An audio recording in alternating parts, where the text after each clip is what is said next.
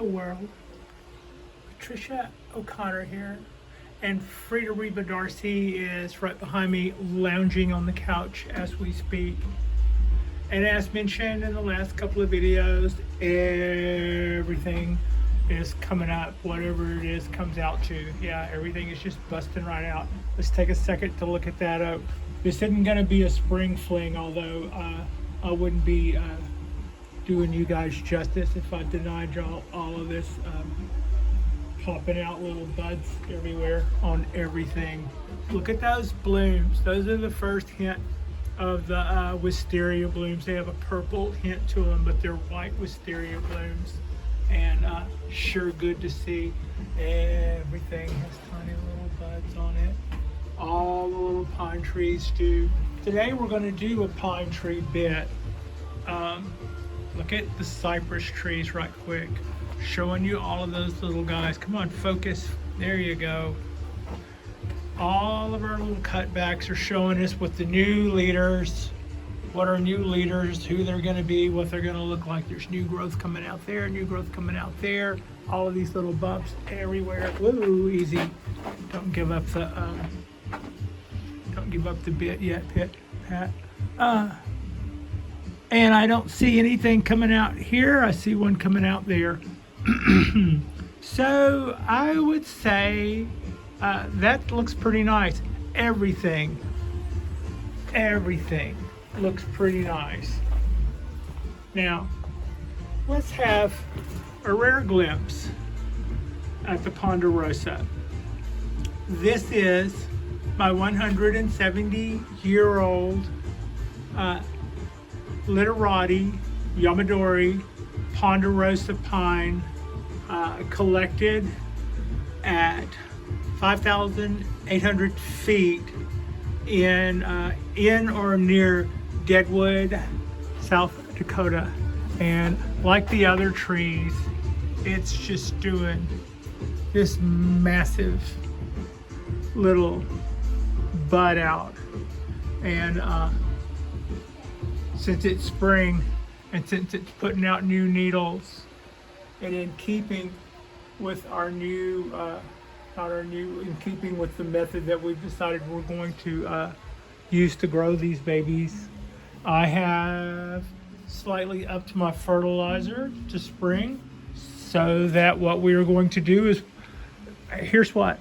I assume this is my first year with this tree, having purchased this tree and having it came on an iffy trip from shipping last summer. So I haven't had the tree a year yet, but I do know it is a collected Yamadori. I also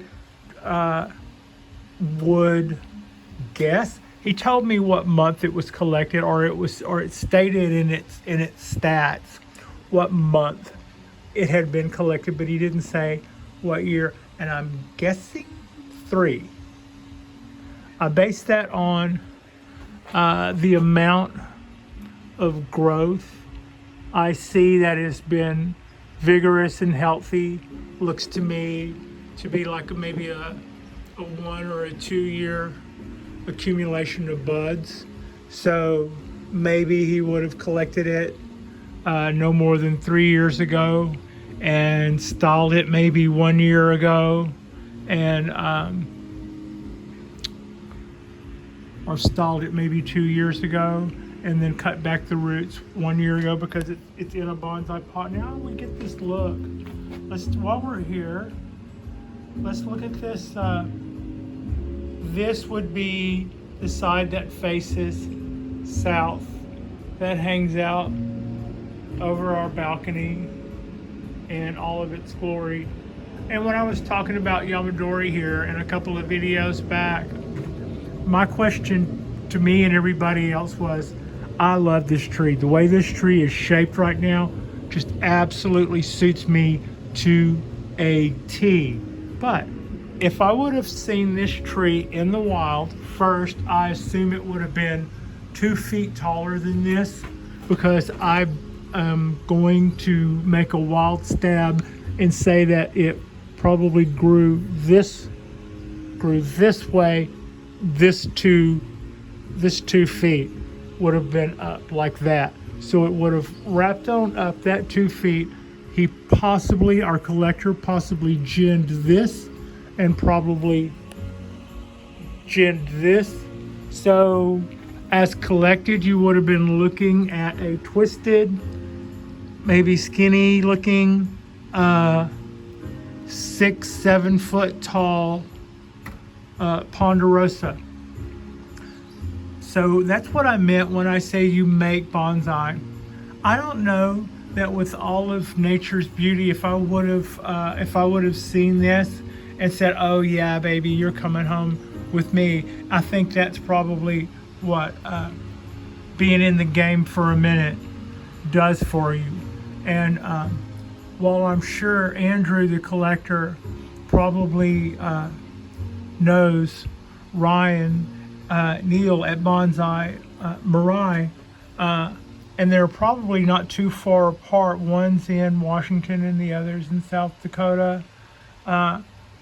They probably have different grow methods. For instance, even though it doesn't have a taproot, and this is just affirmation on my point, the person who collected this tree didn't take it too far from where he collected it. And while as it may not have gotten that much water in the wild, he would only need to really account for the lack of water that it's able to save without a taproot. So a little more watering than it would have than the local rain that it gets, and that probably would dictate, maybe a little fertilizer in the potting soil. I mean, I do think I saw some of those little green grains in there. I mean, could be. It was probably a no frills system because the tree was still growing local as collected. But what we will do now is what we've learned to do. And yeah, I was just saying earlier, what I'm preaching here is what I learned through a course of several video sessions from Bonsai Mirai. And what we want to do, the new emphasis is on increasing needle mass. And to that end, we are well on our way. What are we going to prune back on these candles? None of them. Look at that new growth on there. It's just so cute to see all of that. Go, baby, go. You like me. You really, really like me. Anyway. So what we're going to do to this tree is not jack squat. We're going to water it when it needs water. Oh, by the way, let's see. Going to come around here and check your water, man. Still damp. Now, I did some background checking on the dipstick method. It's something that I used to use years ago, and I just thought of it and did it. So having checked into it, having basically Googled it to see what other bonsai enthusiasts, it was a mixed lot. Nobody said anything bad about it. Everybody was very positive about the dipstick method, which I'm still, yes. The only thing is, and this might be an amendment, it might not. Half of the people who talked about using the dipstick method mentioned it as something that you would do for 30 minutes. In other words, don't walk by and pull up the stick every day and check it. You apply the stick and come back 30 minutes later and check it. Even by that, this one is still wet. But it might very well be that if I just walked by and stabbed that and let it sit for 30 minutes, I might get a totally different reading than I am now. So the other half, do it just exactly like I do. You just pull the stick up and look at it, wipe off any residue so that you're not deteriorating your stick, and check it. So, but the directions that seem to make the most sense for the site, and it wasn't a proven site. It was just Googling the results, and and clicking on the different people who had things to say about it. And what one of them said was replace the wipe the stick clean and leave it in a dry place. Put the stick in the soil halfway between the trunk and the lip of the tree, and then come back and check it 30 minutes later. If it's dry, your tree is dry. If it's spotty, you may need to water later or tomorrow. And if it's damp, you don't need to water. And I guess that also would make a certain amount of sense. Depending on whether or not I hear any feedback about that second method, I'll probably just keep kind of doing. Although I just had, when I heard that, I had already just applied dipsticks to 2 of my smaller pines. So then 30 minutes later, having read that, I went out and looked at those because it was fresh time to do that, and they were both still showed signs of moisture. So that still would have told me the same thing I would have thought either way, which is we're not ready yet. But I thought I would pass that information along because that is just more stuff that I know about, and I'll let you know how relevant that is. Right now, what I don't see is a lot of back budding, which would lead me to believe that assumption of being taken nicely care of by a collector means that it got fed enough, it got watered enough, all of its needs were met, and to that end, I don't see a ton of back buds, but it's only been a couple of years, and the couple of years that I'm thinking that the tree has been collected, there does seem to be nice growth on that, like 1 year of candle growth I'm seeing there. So here's what we're going to do. We're going to change it up a little. By the way, that's not a really bad needle length at all. To be a tree with a long needle reputation, maybe it's just loving your kid, but I don't think those are too long. But the point is, what we want to do is we want to let those produce all the needles they want to. We want to let those guys produce all the needles we want to. We want glorious little long needle pom-poms on the end of every one of these.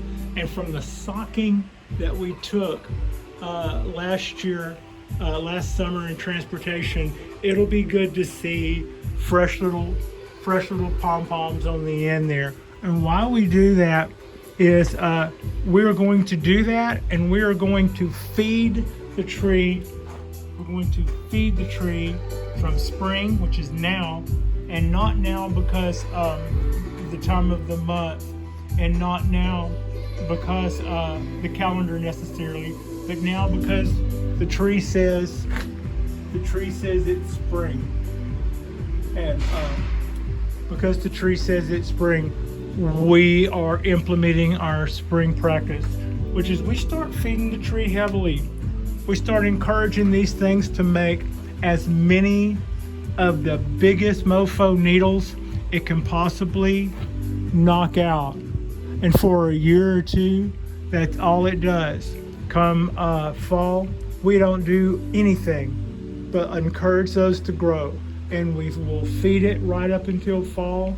And when all of this becomes big, lush, thick, full, it will have made so many needles, and it will have stored up so much food that by the time it puts out another round, it will have no choice but to make all of those needles that come out next shorter.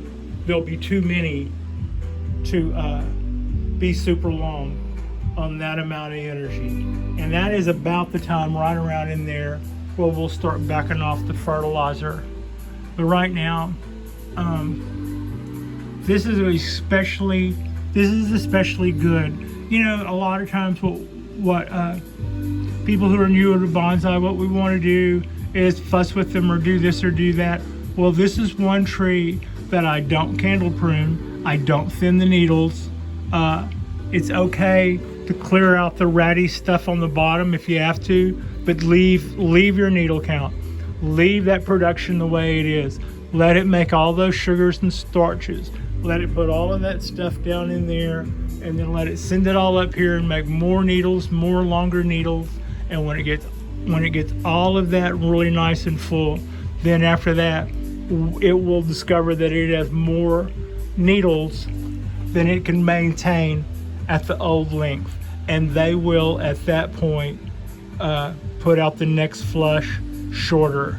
And it is at that point when those new shorter needles 3 years from now, say, harden off, that in the fall we could actually break out the scissors and cut back that year's growth somewhat.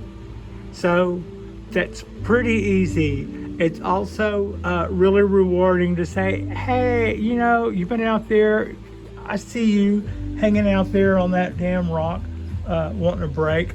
I got you. For 3 years, just kick back your little needles and chill. I got you. We're just gonna make sure we got plenty of bio gold around for your dang soil, and we're gonna put you on a you know, not excessive, but a good dosage of foods, and we're gonna make sure you stay on it until at least fall for the next 3 years, and then I will expect in that time to see all of these nice looking though little ends to be a lot fuller, a lot bigger and a lot fuller, and that'll let us know that we're doing it. It sort of looks kind of like that now, but partly because I have no idea what short needles, where we go, you know. I don't think this is their idea of short needles. I believe this is the tree that's been collected just a couple of years, and as such, it hasn't really gone too far into its needle reduction, although that probably still means the needles aren't super long because it's not too long from being collected. Nature has a way of kicking something's butt in a way that will cause it to shorten its needles in the wild. And as they say in the training, that a lot of times collectors will see a tree like that with short needles and think they found a genetic mutant, that one short-needled Ponderosa pine, only to feed it and treat it well and watch the needles get enormous. So,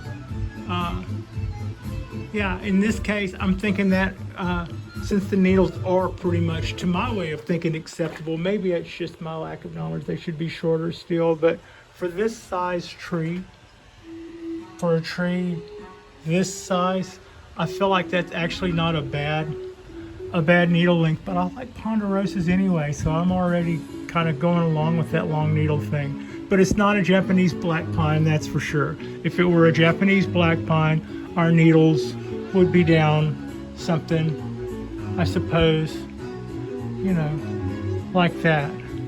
So anyway, that is a look at our ponderosas, and I haven't been able to show you this view of the Ponderosa much. We don't see it. It's always sitting there facing out there.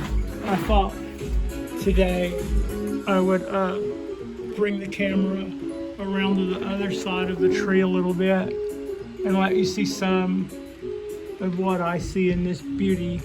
And there is a lot of beauty. Look at all those twists in there. I don't know if I've shown that to you well enough, but all of those twists and all of this history, where'd all those guys go?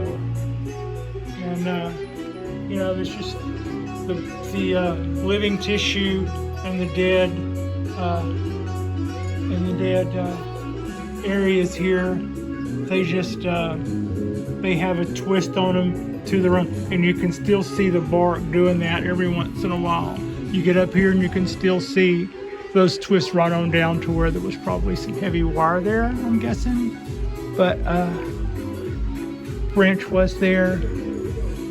Yeah, this is our this is a nice little look at our Ponderosa.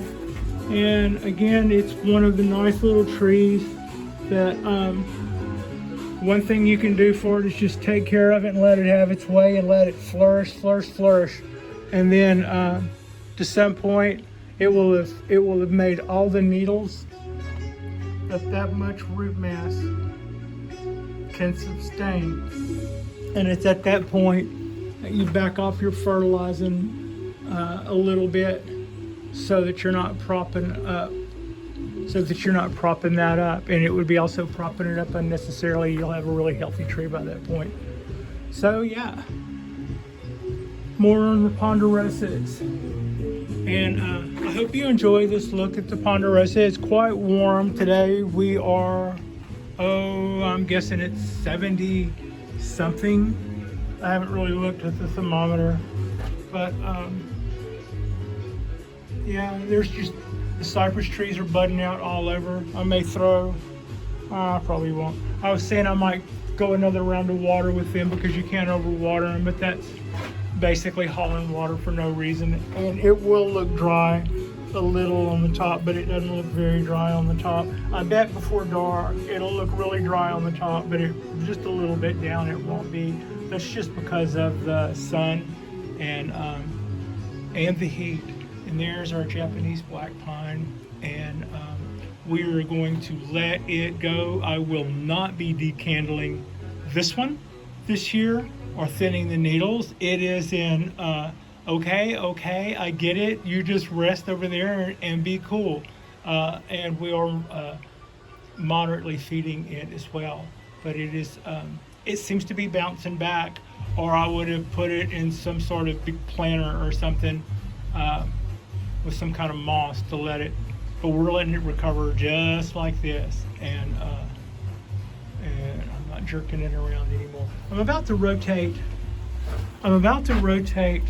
my cork bark oak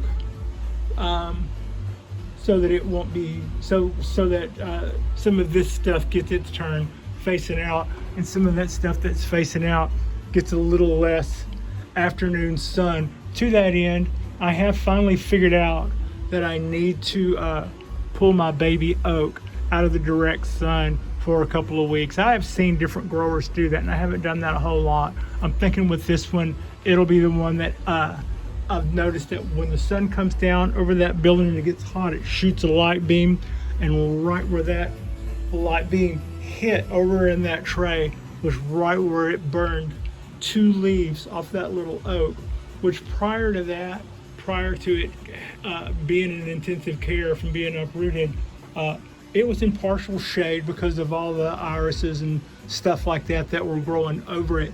So having learned that lesson, I've got it out of the direct sun for now. It still gets light from our overhead LEDs. I'm still waiting. Oh, not waiting. This just in, Chinese sinensis puts out buds, filament 11. Okay, and then there's another quick look at the Trident Maple, and you can see it's got those little buds, little red tingies starting to pop out on it. The next time we do this will be tomorrow, and you will see a rotated cork bark oak. We will expect to see a little bit even longer foliage coming out, and I'll probably be showing off all the new sprout locations that I've noticed just in, that'll be my second or 2 days off, and by that time I will have looked at the trees enough to go, ooh. I don't know. I'm 62 going on 7, I tell you. But you can see some of this stuff coming out on the trunk. I love seeing that. Go babies, go. And you almost feel like if you pour water in here, it comes out up here, and it sort of does feel like that. But and I will probably bring that wisteria in tonight. Not that I need to, but it would be nice to enjoy. It would be nice to enjoy that. So yeah, that'll be nice. And I will see you guys tomorrow. The Patricia and Frida Reba Darcy guarantee. If you are not just absolutely satisfied with your bonsai video experience, we will give you another one absolutely free mañana. And so yeah, thank you so much for watching. Like and subscribe if you haven't already. Like and subscribe. Oh, Nigel Saunders, I hope you get to be feeling better. I am so sorry to hear that you are a little under the weather.